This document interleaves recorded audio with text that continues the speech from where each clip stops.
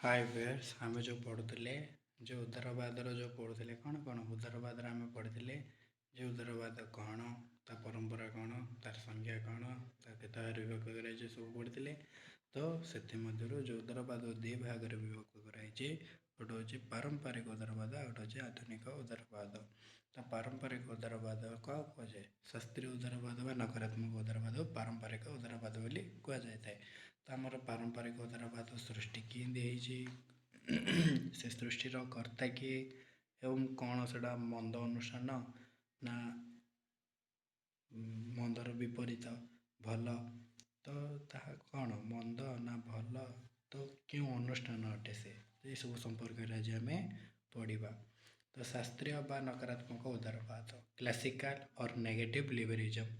तो सप्तदश अष्टादश एवं ऊनविंश शताब्दीर उदारवाद व्यक्तिर स्वतंत्रता मर्यादा व्यक्तित्व और युक्तियुक्तता उपर प्राधान्य देउथिले सार्वजनीन नथिला बरं यह केवल पुंजीवादी श्रेणी व कैपिटालिस्ट क्लास मध्य सीमित थिला। यह व्यक्तिर स्वतंत्रता उपर सर्वाधिक गुरुत्व प्रदान करथला एवं व्यक्तिर समस्त प्रकार अत्याचार और निरंकुश क्षमता कबल मुक्त रखा चाहूला। से कारण यह राष्ट्र को एक आवश्यक मंद अनुष्ठान बोली विचार कराला। जे ये मोस्ट इम्पोर्टाट क्वेश्चन पे माने आवश्यक मंद किए आवश्यक मंद अनुष्ठान किए तो आवश्यक है एक आवश्यक मंद अनुष्ठान किए आवश्यक एक मंद अनुष्ठान होची राष्ट्र है।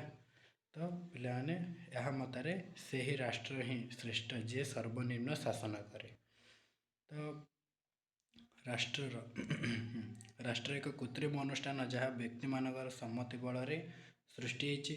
उदारवादर यही रूप व्यक्ति स्वाधीनतार राष्ट्र हस्तक्षेप को बारण कर समस्त प्रযোज्य हो न नकारात्मक उदारवाद बोली कहला।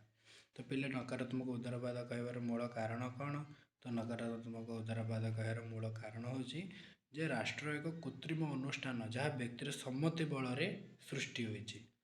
तेणु उदारवादर यही रूप व्यक्तिर स्वाधीनतार राष्ट्र हस्तक्षेप को बारण करुचे जहाँफल कि समस्त कौन है नकारात्मक उदारवाद है। तो पुनश्च यह शास्त्र व विविध विधिबद्ध नीति अनुसार कार्य कर शास्त्रीय उदारवाद कहुए।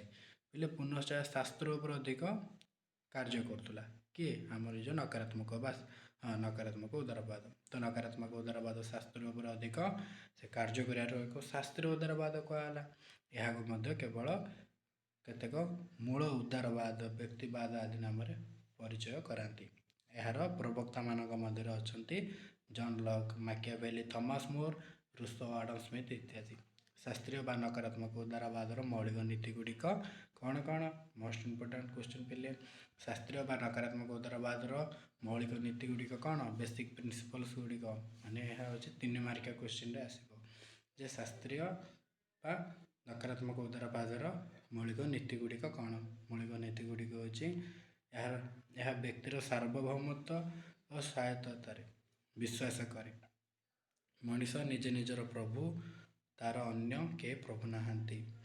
तापरे यह सब व्यक्ति मध्य आध्यात्मिक समानता और मानव व्यक्तित्वर निरंकुश मूल्यर विश्वास करे। यह विश्वास करे जे प्रत्येक मनीष विचारवंत और उत्तम अर्थात यह मानवीय हेतु विश्वास रखे। जीवन प्रति अधिकार स्वाधीनता और संपत्तिर अधिकार भली स्वाभाविक और हस्तांतरणीय हो नथिबा केतेक अधिकार प्रत्येक व्यक्तिर रही बोली स्वीकार करे। तापर यह प्रथा परंपरा और इतिहास विश्वास करे। तापर हूँ मानवीय विकासर यार शेष लक्ष्य अटे।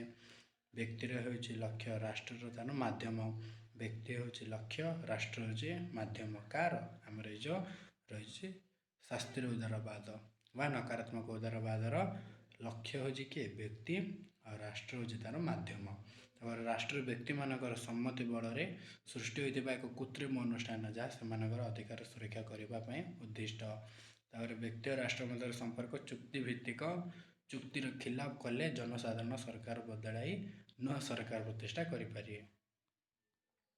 ठीक सेमती 10 हूँ राष्ट्र एक नकारात्मक और आवश्यक मंद अनुष्ठान यह ऋणात्मक सुरक्षात्मक एवं सर्वनिम्न कार्य संपादनकारी। ରାଷ୍ଟ୍ରରେ ଏକ ସାମ୍ବିଧାନିକ ଓ ସୀମିତ ସରକାର କାର୍ଯ୍ୟ କରେ। ରାଷ୍ଟ୍ରରେ ଆଇନ ଶାସନ ପ୍ରତିଷ୍ଠିତ ହୋଇଥାଏ। ତାପରେ 13 ନମ୍ବରଟି ହେଉଛି ବ୍ୟକ୍ତି ନିଜ ସ୍ୱାର୍ଥରେ ଶ୍ରେଷ୍ଠ ବିଚାରକ। ସେଥିରେ ରାଷ୍ଟ୍ର ହସ୍ତକ୍ଷେପ କରିବା ଅନୁଚିତ। ତାପରେ ବ୍ୟକ୍ତି ସ୍ୱାର୍ଥ ଓ ରାଷ୍ଟ୍ର ସ୍ୱାର୍ଥ ମଧ୍ୟରେ କୌଣସି ବିରୋଧାଭାସ ନାହିଁ, ମାନେ ପାର୍ଥକ୍ୟ କୌଣସି ନାହିଁ। ଏହା ରାଜନୈତିକ କ୍ଷମତାର ବିକେନ୍ଦ୍ରୀକରଣ, ଧର୍ମନିରପେକ୍ଷତା ଓ ଧାର୍ମିକ ସହନଶୀଳତାରେ ବିଶ୍ୱାସ ରଖେ। ତାପରେ 15 ନମ୍ବରଟା ହେଉଛି ଏହା ମୁକ୍ତ ସମାଜ ଓ ମୁକ୍ତ ଅର୍ଥନୀତି ଉପରେ ଧ୍ୟାନ କେନ୍ଦ୍ରିତ କରେ। 16 ନମ୍ବର ହେଉଛି ପ୍ରତ୍ୟେକ ମଣିଷ ସାମାଜିକ, ରାଜନୈତିକ, ସାଂସ୍କୃତିକ, ନୈତିକ, ଅର୍ଥନୈତିକ, ଆଧ୍ୟାତ୍ମିକ ଆଦି ସମସ୍ତ କ୍ଷେତ୍ରରେ ସ୍ୱତନ୍ତ୍ରତା ଲାଭ କରିବାରେ ଏହା ବିଶ୍ୱାସ କରେ। L.T. ହବହାଉସଙ୍କ ମତରେ ଏହି ସ୍ୱତନ୍ତ୍ରତା 9 ପ୍ରକାର, ଯଥା ଆଇନ ସ୍ୱତନ୍ତ୍ରତା, ବିତ୍ତୀୟ ସ୍ୱତନ୍ତ୍ରତା, ବ୍ୟକ୍ତିଗତ ସ୍ୱତନ୍ତ୍ରତା, ସାମାଜିକ ସ୍ୱତନ୍ତ୍ରତା, ଅର୍ଥନୈତିକ ସ୍ୱତନ୍ତ୍ରତା, ରାଜନୈତିକ ସ୍ୱତନ୍ତ୍ରତା, ପାରମ୍ପରିକ ସ୍ୱତନ୍ତ୍ରତା, ଜାଗତିକ ସ୍ୱତନ୍ତ୍ରତା ଓ ଆନ୍ତର୍ଜାତୀୟ ସ୍ୱତନ୍ତ୍ରତା। କାହା ମତରେ? ହବହାଉସଙ୍କ ମତରେ। ତାପରେ ପିଲା ହେଲା ଆଧୁନିକ ବା ସକାରାତ୍ମକ ଉଦାରବାଦ, ମଡର୍ନ ଅଫ୍ ପଜିଟିଭ ଲିବେରାଲିଜମ। ତ 19 ଶତାବ୍ଦୀର ଶେଷ ଭାଗରେ ଶାସ୍ତ୍ରୀୟ ବା ନକାରାତ୍ମକ ଉଦାରବାଦର ରୂପାନ୍ତର ଘଟି ଆଧୁନିକ ବା ସକାରାତ୍ମକ ଉଦାରବାଦ ସୃଷ୍ଟି ହେଲା। ନକାରାତ୍ମକ ଉଦାରବାଦ ବ୍ୟକ୍ତିକେନ୍ଦ୍ରିକ ଥିଲା ଓ ତାହା ମୁଖ୍ୟତଃ ପୁଞ୍ଜିବାଦ ରକ୍ଷା କବଚ ରୂପେ କାର୍ଯ୍ୟ କରୁଥିଲା। ତା ସାର୍ବଜନୀନ ନଥିବାରୁ ଦରିଦ୍ର ଓ ଅସହାୟ ଜନତାଙ୍କ ଦୁଃଖ ଦୂର କରିବାରେ ସହାୟକ ହୋଇପାରୁନଥିଲା। ବ୍ୟକ୍ତି ସ୍ୱତନ୍ତ୍ରତା ଏହି ଶ୍ରେଣୀର ଲୋକମାନଙ୍କ ପାଇଁ ଅର୍ଥହୀନ ହୋଇପଡ଼ିଥିଲା। ମାତ୍ର ଅବଧା ସ୍ୱତନ୍ତ୍ରତାର ଉପଯୋଗ କରି ପୁଞ୍ଜିବାଦୀମାନେ ଶ୍ରମିକ ଶ୍ରେଣୀର ଲୋକମାନଙ୍କୁ ଶୋଷଣ କରି ଚାଲିଥିଲା ବେଳେ ନକାରାତ୍ମକ ରାଷ୍ଟ୍ର ନୀରବ ଦ୍ରଷ୍ଟା ସାଜିଥିଲା, କାରଣ ରାଷ୍ଟ୍ରର କ୍ଷମତା ସର୍ବନିମ୍ନ କେବଳ ସୁରକ୍ଷାତ୍ମକ ଥିଲା। ତେଣୁ ସମାଜବାଦୀ ଓ ମାର୍କ୍ସବାଦୀମାନେ ପ୍ରଚଳିତ ସାମାଜିକ, ଅର୍ଥନୈତିକ ଓ ରାଜନୈତିକ ବ୍ୟବସ୍ଥାର ପରିବର୍ତ୍ତନ ଦାବି କଲେ। ମାନବିକ ଦୃଷ୍ଟିକୋଣରୁ ମଧ୍ୟ ଏହାକୁ ଯଥେଷ୍ଟ ସମର୍ଥନ ମିଳିବାରୁ ନକାରାତ୍ମକ ଉଦାରବାଦ ସକାରାତ୍ମକ ଉଦାରବାଦରେ ରୂପାନ୍ତରିତ ହେଲା। ମାନେ ନକାରାତ୍ମକ ଉଦାରବାଦରୁ ସକାରାତ୍ମକ ଉଦାରବାଦ କିପରି ପରିବର୍ତ୍ତନ ହେଲା ଯେ ଆମର ଯେଉଁ ରାଷ୍ଟ୍ରର କ୍ଷମତା ସର୍ବନିମ୍ନ ରହିଛି ତାହାର ସୁରକ୍ଷାତ୍ମକ ଥିଲା, ଯାହାଫଳରେ କି ସମାଜବାଦୀ ଓ ମାର୍କ୍ସବାଦୀମାନେ ଯେଉଁ ପ୍ରଥା ପ୍ରଚଳନ କଲେ ସାମାଜିକ, ଅର୍ଥନୈତିକ, ରାଜନୈତିକ ବ୍ୟବସ୍ଥାର ପରିବର୍ତ୍ତନ କରିବା ଦ୍ୱାରା ଆମର କ'ଣ ହେଲା, ନକାରାତ୍ମକ ଉଦାରବାଦରୁ ସକାରାତ୍ମକ ଉଦାରବାଦରେ ପରିବର୍ତ୍ତନ ହୋଇଗଲା। ଉଦାରବାଦର ଏହି ରୂପାନ୍ତର ସର୍ବପ୍ରଥମ 19 ଶତାବ୍ଦୀର ଦାର୍ଶନିକ ଜେରେମି ବେନ୍ଥାମଙ୍କ ଲେଖାରେ ପ୍ରକଟିତ ହୋଇଥିଲା, ଯେଉଁଥିରେ କି ସେ ବ୍ୟକ୍ତିର ସ୍ୱତନ୍ତ୍ରତା ସହ ସର୍ବସାଧାରଣ ସୁଖର ଏକତ୍ର ମିଳନ କରାଇଥିଲେ ହେଲା, ଯାହାଫଳରେ କି T.H. ଗ୍ରୀନ୍ ନୈତିକ ଆଦର୍ଶ ଓ ମଙ୍ଗଳମୟ ସମାଜ ଗଠନ ପାଇଁ ରାଷ୍ଟ୍ରରେ ସିଧାସଳଖ ହସ୍ତକ୍ଷେପକୁ ସମର୍ଥନ କରିଥିଲେ। ସକାରାତ୍ମକ ଉଦାରବାଦର ଅନ୍ୟ ପ୍ରବକ୍ତାମାନଙ୍କ ମଧ୍ୟରେ ଥିଲେ L.T. ହବହାଉସ, ତାପରେ G.D.H. କୋଲ, ବାର୍କର, ଲାସ୍କି, କେନ୍ସ ଇତ୍ୟାଦି। ଆଧୁନିକ ଉଦାରବାଦ ସାର୍ବଜନୀନ ଭାବେ ପ୍ରଯୁଜ୍ୟ। ତ ରାଷ୍ଟ୍ରକୁ ସକାରାତ୍ମକ ଭୂମିକା ପ୍ରଦାନ କରୁଥିବା ଏହାକୁ ସକାରାତ୍ମକ ଉଦାରବାଦ କୁହାଯାଏ। ମାନେ ଆମର ଯେଉଁ ରାଷ୍ଟ୍ର ରହିଛି ସକାରାତ୍ମକ ଭୂମିକା ପ୍ରଦାନ କରୁଛି, ଯାହାଫଳରେ ସକାରାତ୍ମକ ଉଦାରବାଦ ବୋଲି କୁହାଗଲା। ଏହା ମଧ୍ୟ କେତେକ ନୂତନ ଉଦାରବାଦ ଏବଂ ଅନ୍ୟାନ୍ୟ କେତେକ ଜନମଙ୍ଗଳ ଉଦାରବାଦ ବୋଲି କହନ୍ତି। ବିଂଶ ଶତାବ୍ଦୀର ପ୍ରାରମ୍ଭରୁ ସକାରାତ୍ମକ ଉଦାରବାଦର ବ୍ୟାପକ ପ୍ରସାର ଘଟିଲା। ରାଷ୍ଟ୍ରକୁ ଏକ ଆବଶ୍ୟକ ମନ୍ଦ ଅନୁଷ୍ଠାନ ରୂପେ ବିବେଚନା କରାଯାଏ ନାହିଁ, ତାହାକୁ ଏକ ସକାରାତ୍ମକ ମଙ୍ଗଳ ରୂପେ ଗଣନା କରାଗଲା, ଯାହାକୁ ଜନମଙ୍ଗଳ ରାଷ୍ଟ୍ର କୁହାଗଲା ବା ଜନମଙ୍ଗଳ କାର୍ଯ୍ୟ ବୋଲି କୁହାଗଲା, ଯାହାକୁ ୱେଲଫେୟାର ଷ୍ଟେଟ୍ ଯେଉଁ କହିଥିଲି, ୱେଲଫେୟାର ଷ୍ଟେଟ୍। ତ ରାଷ୍ଟ୍ର ଏକ ନୈତିକ ଅନୁଷ୍ଠାନ ହିସାବରେ ସମାଜର ସର୍ବବିଧ ମଙ୍ଗଳ ସାଧନ ପାଇଁ ବହୁବିଧ କ୍ଷମତା ଓ କାର୍ଯ୍ୟଭାର ଗ୍ରହଣ କରିଥିଲା। ବ୍ୟକ୍ତିର ସ୍ୱତନ୍ତ୍ରତା ପୂର୍ଣ୍ଣାଙ୍ଗ ଉପଲବ୍ଧି ନିମନ୍ତେ ପର୍ଯ୍ୟାପ୍ତ ସୁଯୋଗ ସୃଷ୍ଟି କରିବା ଓ ବ୍ୟକ୍ତି ସ୍ୱତନ୍ତ୍ରତା ଯେପରି ସମାଜର ଅନ୍ୟାନ୍ୟ ସ୍ୱାର୍ଥହୀନ ନ କରେ ତାହା ଦେଖିବା ସଙ୍ଗେ ସଙ୍ଗେ ସେଥିପାଇଁ ଆବଶ୍ୟକ ନିୟନ୍ତ୍ରଣ କରିବା ରାଷ୍ଟ୍ରର କାର୍ଯ୍ୟ ହେଲା। ତାପରେ ରାଷ୍ଟ୍ରର ଅର୍ଥନୈତିକ କାର୍ଯ୍ୟକ୍ରମର ନିୟନ୍ତ୍ରଣ ଓ ସୁପରିଚାଳନା ମାଧ୍ୟମରେ ସମାଜରୁ ଦାରିଦ୍ର୍ୟ, ଶୋଷଣ, ଅଜ୍ଞତା, ଅସ୍ୱାସ୍ଥ୍ୟ, କ୍ଷୁଧା ଆଦି ଦୂର କରିବା ସଙ୍ଗେ ସଙ୍ଗେ ସାମାଜିକ ସମୃଦ୍ଧି ଓ ଜନମଙ୍ଗଳ ଦାୟିତ୍ୱକୁ ବହନ କରିଥାଏ। ଉଭୟ ବ୍ୟକ୍ତି ଓ ସମାଜର ନୈତିକତା, ବୌଦ୍ଧିକତା, ସାମାଜିକତା, ଅର୍ଥନୈତିକତା, ସାଂସ୍କୃତିକତା ଏବଂ ରାଜନୈତିକତା ମଙ୍ଗଳ ସାଧନ କରିବା ଏବଂ ବ୍ୟକ୍ତିର ସ୍ୱତନ୍ତ୍ରତା ସହ ସମୂହ କଲ୍ୟାଣ ଓ ଜାତୀୟ ଶାନ୍ତି ପ୍ରତିଷ୍ଠା କରିବା ପାଇଁ ରାଷ୍ଟ୍ରର ଗୁରୁ ଦାୟିତ୍ୱ ବହନ କରେ।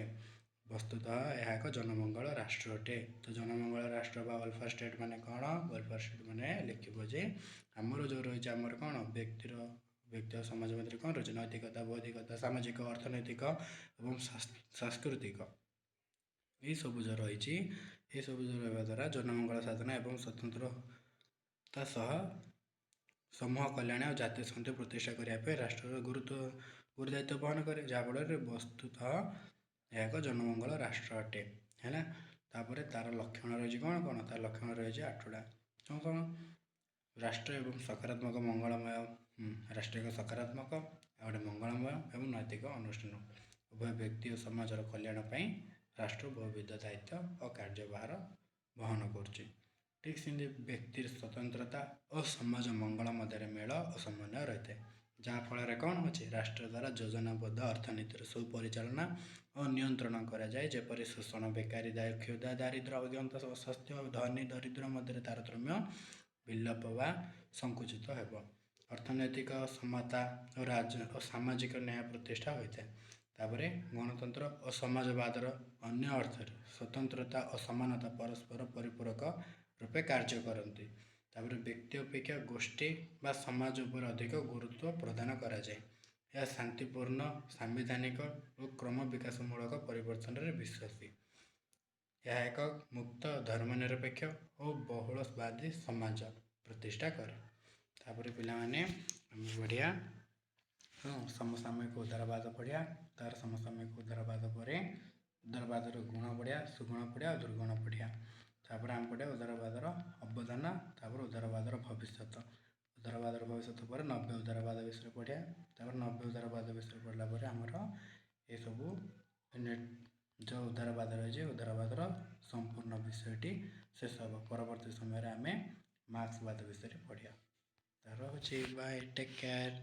এই ଭିଡ଼ିଓଟି ଯଦି ଭଲ ଲାଗିଥିବ ତାହେଲେ ଲାଇକ୍, ସେୟାର ଆଣ୍ଡ ସବସ୍କ୍ରାଇବ୍ କରିବ ଏବଂ ଅନ୍ୟ ବନ୍ଧୁମାନଙ୍କ ନିକଟକୁ ମଧ୍ୟ ପହଞ୍ଚାଇବ, ଯାହାଫଳରେ ସେହି ପିଲାମାନେ ମଧ୍ୟ ଏ ବିଷୟଟିକୁ ଜାଣିପାରିବେ।